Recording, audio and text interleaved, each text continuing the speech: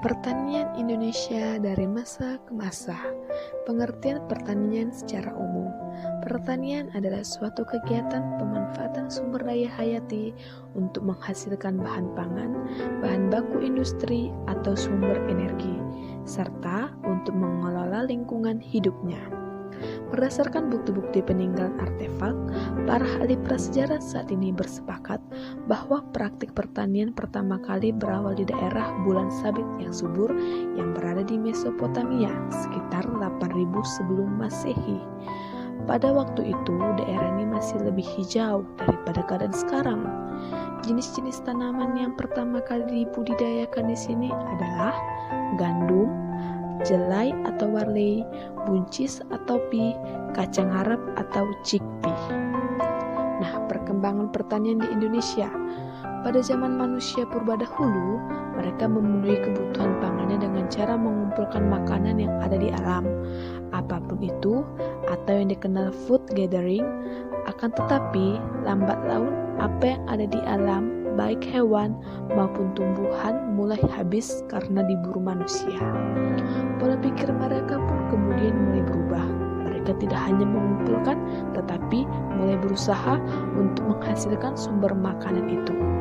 Mereka mulai mengembangbiakkan hewan ternak dan tumbuh-tumbuhan yang dikenal dengan istilah food producing. Mereka yang pada awalnya hidup secara nomaden atau disebut berpindah-pindah, kini mulai menetap dalam suatu lingkungan atau semi-nomaden. Masyarakat purba zaman Mesolitikum itulah yang menjadi salah satu tonggak perkembangan dunia pertanian.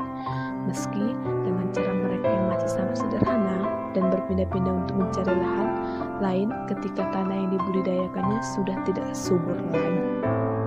Pertanian primitif adalah sistem pertanian huma atau ladang berpindah. Sebidang tanah ditanami sekali sampai 2 kali, kemudian ditinggalkan dan mencari tanah baru untuk ditanami dan seterusnya. Sistem tebas bakar.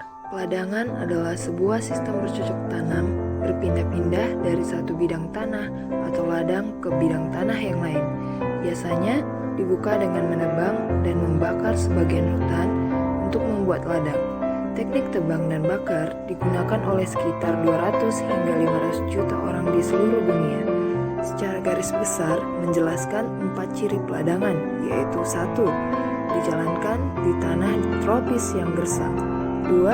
Berupa teknik pertanian dasar tanpa menggunakan alat-alat kecuali kapak. 3. Diusahakan di lahan dengan kepadatan penduduk rendah. Dan 4. Memiliki tingkat konsumsi hasil yang rendah. Pertanian tradisional, penggunaan lahan menetap dan bersifat menerima apa adanya yang diberikan alam. Pertanian mulai berkembang sedikit demi sedikit, dari pertanian masa purba yang nomaden, kemudian mulai menjadi pertanian tradisional. Pada pertanian tradisional, petani pada masa itu masih menggunakan alat maupun bahan yang semuanya masih sangat sederhana. Bahan pertanian di sini maksudnya adalah pupuk dan pestisida atau insektisida yang masih bersifat organik, serta biji atau benih yang masih asli. Alat yang digunakan untuk mengolah lahan yang dimulai dari tanah yang masih kosong hingga memanen hasil, semuanya masih menggunakan peralatan yang masih sangat sederhana, tanpa tenaga mesin serta tanpa suara bising seperti traktor masa kini. Yang selanjutnya ada pertanian masa Orde Baru. Pertanian modern adalah penggunaan lahan menetap, serta mempunyai pemikiran di dalam pengembangan di semua faktor yang mempengaruhi pertumbuhan tanaman dan hewan. Di Indonesia terus berkembang seiring dengan kemajuan zaman. Di satu sisi, revolusi hijau meningkatkan produksi tanaman secara pesat, terutama padi dan gandum. Hal itu membuat Indonesia mampu menjadi swasembada beras hingga dapat mengekspor beras ke negeri lain.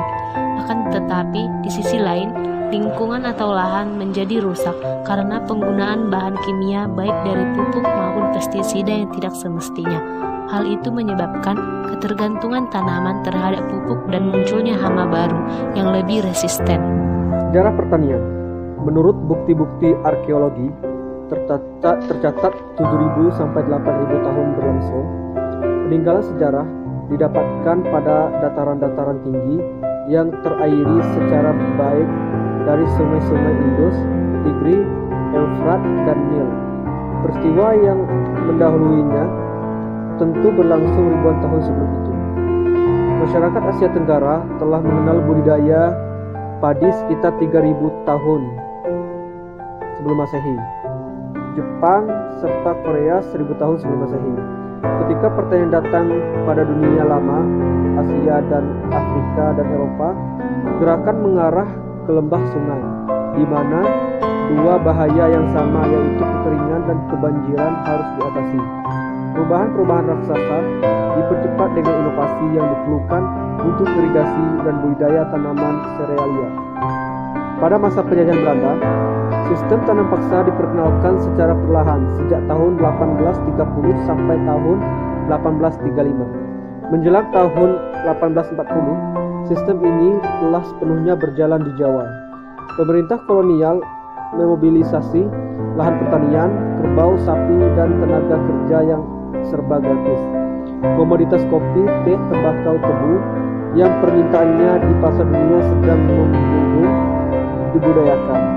Sistem tanaman paksa berangkat dari asumsi bahwa desa-desa di Jawa berutang sewa tanah kepada pemerintah, yang biasanya diperhitungkan senilai 40% dari hasil panen utama desa yang bersangkutan. Van den Bosch ingin setiap desa menyisihkan sebagian tanahnya untuk ditanam komoditi ekspor ke Eropa seperti kopi, tebu, dan gula.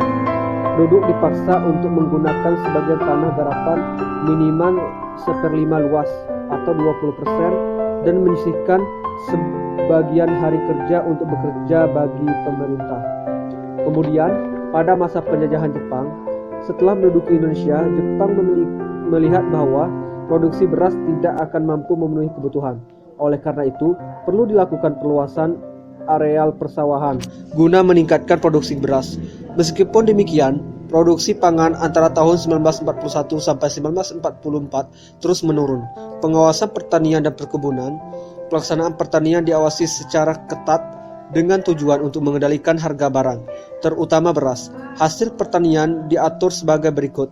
40% untuk petani, 30% harus dijual kepada pemerintah Jepang dengan harga yang sangat murah, dan 30% harus diserahkan ke lumbung desa. Ketentuan ini sangat merugikan petani, dan yang berani melakukan pelanggaran akan dihukum berat. Badan yang menangani masalah pelanggaran disebut Kempetai atau Korps Polisi Militer, suatu badan yang sangat ditakuti oleh rakyat. Perkembangan pertanian di Indonesia. Semenjak tahun 1969, Indonesia mulai melakukan program intensifikasi massal untuk petani sebagai dampak dari revolusi hijau di tingkat dunia. Pada tahun itu, petani mulai diperkenalkan dengan berbagai jenis pupuk buatan bersifat kimiawi, obat-obatan pembasmi hama, penyakit dan juga gulma, pestisida dan herbisida contohnya, serta memberi benih-benih yang berdaya hasil tinggi kepada para petani. Perkembangan pertanian di Indonesia saat ini sangat memprihatinkan. Selain berbagai ancaman akibat bencana alam dan perubahan iklim, pertanian juga terancam oleh kerusakan tanah yang makin mengeras karena intensifikasi penggunaan pupuk. Melalui kebijakan program Insus 1969 dari pemerintah, intensitas penggunaan pupuk kimia meningkat. Akibatnya, residu tanah menumpuk, hama meningkat, beragam dan resist terhadap obat-obatan pertanian. Sektor pertanian adalah sektor kedua yang paling berpengaruh setelah industri pengolahan. Sedangkan bila dibandingkan dengan sektor lainnya, pertanian masih berada di posisi teratas selain sektor perdagangan dan juga sektor konstruksi. Dengan demikian, sektor pertanian mampu mengangkat citra Indonesia di mata dunia, terutama sebagai negara agraris yang cukup produktif. Selain ditentukan oleh iklim dan juga sumber daya alam, pertanian di Indonesia juga didukung oleh sumber daya manusianya. Dalam hal menentukan tanaman, cuaca, dan masa panen dan pasca panen, cara tersebut sudah ada sejak dulu dan dilakukan turun-temurun hingga sekarang. Terima kasih dan sampai jumpa di lain waktu teman-teman.